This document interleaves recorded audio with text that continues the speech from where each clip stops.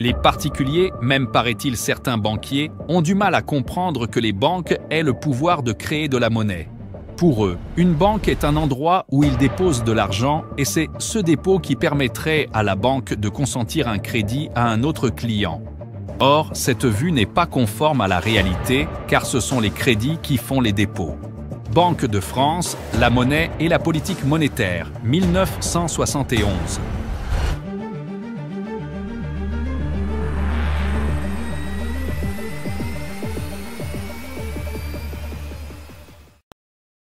Tout est assez simple à comprendre.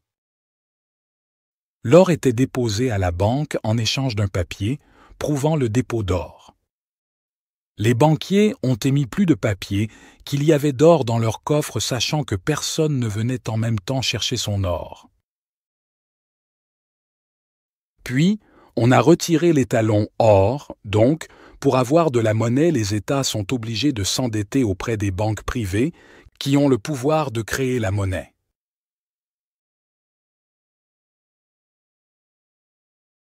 Je suis à la tête d'un État qui est en situation de faillite sur le plan financier.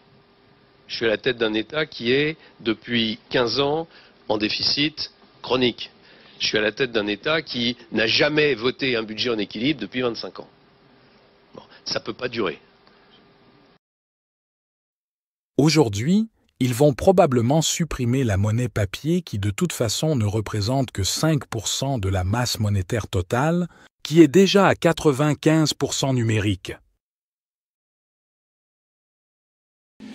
L'article inaugural du Code monétaire financier commence par la monnaie de la France et l'euro. C'est aussi un monopole de création de la monnaie scripturale par les banques, puisqu'on sait tous que 95% de la monnaie réelle créée est une monnaie scripturale bancaire, qui est donc créée par les banques. 95% de la monnaie réelle créée est une monnaie scripturale bancaire. 95% de la monnaie réelle créée est une monnaie scripturale bancaire.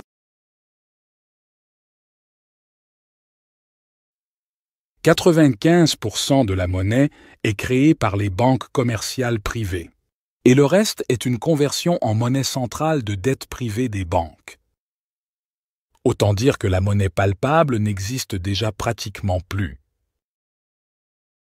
La monnaie est donc sous forme de chiffres, créée à partir de la signature de crédit. Une signature de crédit est un engagement à créer de la valeur et à faire du profit pour la banque. Les banques peuvent aussi créer directement de la monnaie nouvelle à chaque fois qu'elles veulent acquérir quelque chose. Un immeuble, une action, une obligation, un terrain, une ressource, un contrat de crédit. Elles écrivent simplement la dette, au passif de leur propre comptabilité, à notre charge. La banque ajoute de la nouvelle monnaie qui devient une dette envers le reste du monde. Nomme Bernard Maris, conseiller général de la Banque de France. Si par exemple, vous avez vous achetez un immeuble qui vaut, je sais pas moi, 500 000 euros, eh bien la banque va fabriquer 500 000 euros à partir de rien.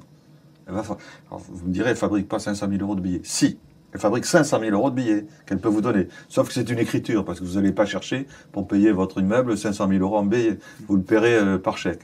Donc ce sera, mais c'est la même chose. Si vous vouliez le payer en billets, elle vous donnerait 500 000 euros en billets qu'elle irait demander à la Banque centrale. Parce qu'elle dit, voilà, j'ai une créance sur monsieur qui vaut 500 000 euros, qu'est-ce que vous me donnez en échange? Et la Banque centrale dit, je vous donne 500 000 euros en billets. Sauf que comme ces billets, ils sont jamais demandés, ça circule sous forme d'écriture. Mais c'est bien de la créer. Il faut bien comprendre ça. Quand on a compris ça, on a tout compris la monnaie. C'est que la banque fabrique à partir de rien de l'argent. C'est le métier de banquier.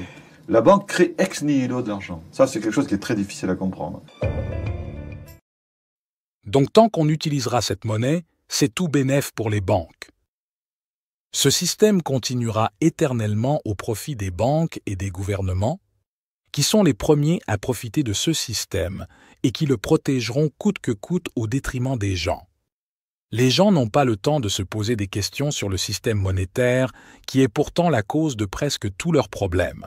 C'est principalement l'ignorance collective des gens qui permet aux banques aujourd'hui de continuer à créer de la monnaie à partir de rien et que tout le monde continue d'utiliser leur monnaie de singe.